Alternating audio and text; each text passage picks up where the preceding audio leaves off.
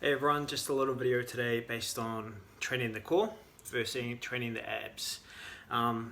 Pretty much they are the same thing, but then they're totally not the same thing at the same time. Both ambiguous terms, so I'll start off with the abs themselves. Usually when people refer to the abs, my first train of thought goes to washboard, like you're seeing like 6-pack, 12-pack, whatever, right in front of you.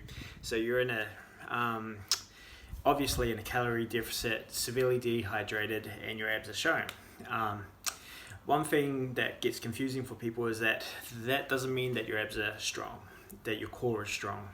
You could have like chiseled in front of you, but that doesn't mean that you could do a crunch. I've seen a lot of guys before who have had massive abs and it looks good, but then unable to successfully do like 10 crunches.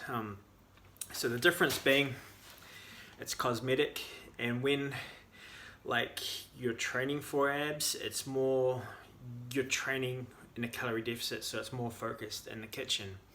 And of course, like a little bit of core training does help with that, but the main part of it is training is the kitchen habits and getting the macros and micros right.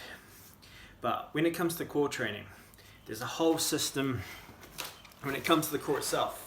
And the core itself doesn't just refer to the rectus abdominis, the transverse abdominis, it also reflects the hips as well. So there's an interconnected network of muscles, so from the hip across your body, and also if I have another band across like that.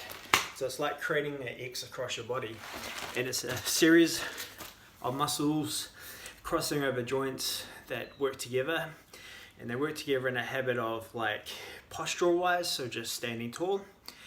Work together postural wise when it comes to exercise, so making sure that you are doing an overhead press for say, and you're not overarching your back, or you're not like turning your shoulder blades inward. So there's postural control just without weight, there's postural control when you're taking on resistance, or like if you're outrunning, postural control there. So it works as a network of muscles that stabilize, that strengthen, and they keep you upright pretty much. So that's what core training is. And that's why when I say like referring to postural distortions or like weaknesses, core training, when I mention it,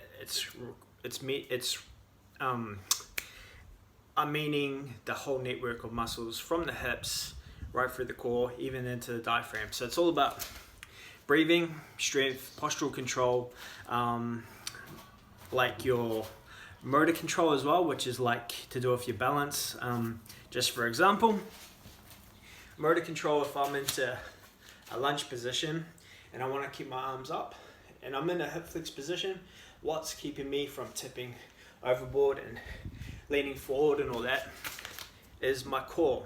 So that's from the lats, that's the internal core, that's the obliques, that's the hip muscles, that's all that network of muscles working together.